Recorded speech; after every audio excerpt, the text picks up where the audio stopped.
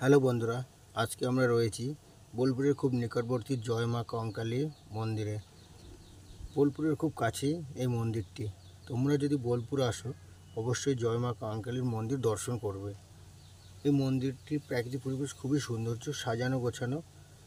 আমাদের গন্তব্য ছিল তারাপীঠ। সেখান থেকে ফেরার পথে কঙ্কালী মায়ের মন্দির হয়ে বোলপুর হয়ে আমরা এবার বাড়ি ফিরব। বন্ধুরা, তোমরা না আসলে বুঝতে পারবে না কত সুন্দর পরিবেশ এখানকার। দারুণ, অসাধারণ। এই মন্দিরের প্রচুর মানুষের আনাগোনা হয়। এই মন্দিরের আশেপাশে রয়েছে অনেক ঘোরার জায়গা এবং ছোটোখাটো জিনিসপত্র, দোকান। এরপরে আমরা ঠিক যাব বোলপুরে সোনাঝুরি হাট, রবীন্দ্রনাথের বাড়ি ভিটে। তারপরে আমরা আবার গন্তব্যে ফিরে যাব।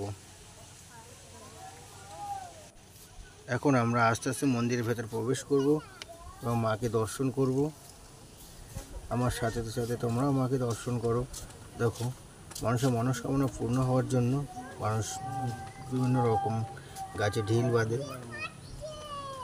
তো আশা করি সবারই মনস্কামনা পূর্ণ হবে।